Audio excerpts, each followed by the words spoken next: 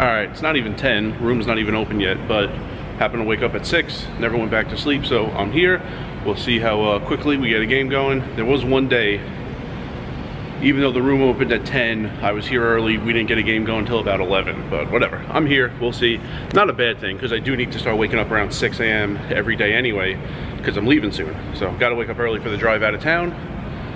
Want to mention, so on Thursday, I said dinner got canceled. I did plan on having a mid-session scene to give you an update on what was going on.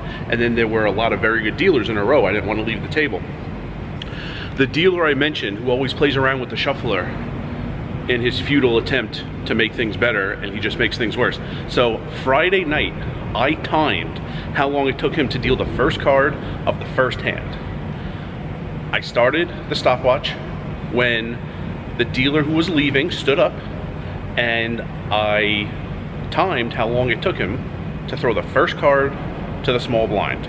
It took him 1:22 minutes, and the kicker is, this was the one time all month he didn't even try to fix the shuffler. That's how long it takes him when he's going efficiently.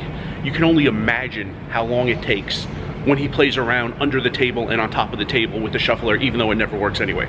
For comparison purposes, there is a dealer in Vegas who's notorious for taking a really long time to get the first hand going. I time him a lot, and it's usually between 55 seconds and 1:05 minutes. This guy took 1:22 minutes, and this was one of his quickest first hands of the month because he didn't try to fix the shuffler for some reason. I don't know why, he finally stopped. Also for comparison purposes, yesterday, Saturday, there were two dealers I timed how long it took them to get the first card out. Neither is known as a speed demon. One of them, it took 12 seconds. The other, it took 18 seconds. It took this guy, who I can't stand, 1:22 minutes, and he didn't even try to fix the shuffler that time. So you can understand, like, why when I had a long string of good dealers, I didn't come out here and waste time filming another scene.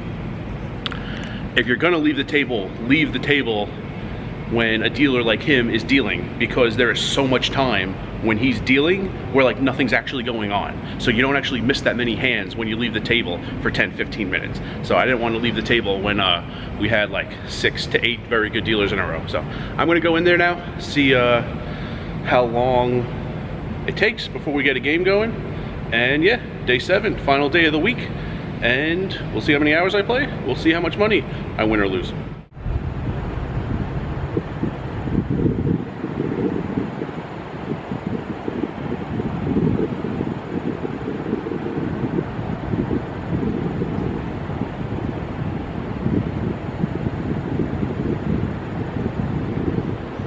Alright, from the stairwell. Done playing. Still very much light out, as you can tell. Got solid hours in, 6 hours, 51 minutes, and I was up early. I don't know if I mentioned that in the first scene. Happened to wake up at 6, couldn't go back to sleep, although while I was trying, I thought might as well just stay up because I don't have a ton of days left here, and I'm gonna have to wake up around that time the day I drive out to get to my next city. So stayed up, that's why I was here right at 10, sat down at 10:10, 10 minutes after. And we had a table going right away. There was one table with one seat open, so I got a seat right away. Yeah, happened to get out of there with a profit. I don't know how. Made 20 bucks. I had overpair lose to a set. I had top pair and the nut flush draw lose to a set. And I had top pair and the nut flush draw lose to backdoor trips. So despite all that, won a few hands along the way. Managed to make a little money, pretty good considering what happened, but would have been nice to win one of the strong holdings in one of the bigger pots I played. So that's about it. Fun table. We talked about chokes again in cars, football, wrestling, a lot of conversations, all the NFL games were on, so enjoyed being at the table.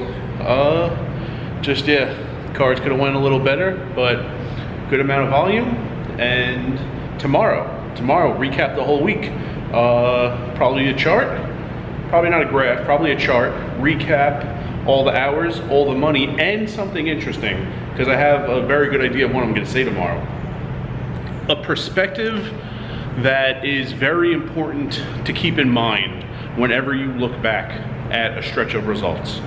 I'll get deeper into it tomorrow, but basically the opposite of being results oriented, because that could be bad whether you're winning or losing. So all that to look forward to tomorrow. 7 days out of 7 profits, well, 1 week of profits in Iowa. I know I used a bunch of different titles. Week of profits, Iowa poker profits, Horseshoe Council Bluffs poker profits. Try to mix it up. For one, I think it's a little more entertaining when I mix it up. Also, I don't want people to think they already watched like a certain video if I use almost all the exact same words. So in a series like this, try to mix it up a little bit.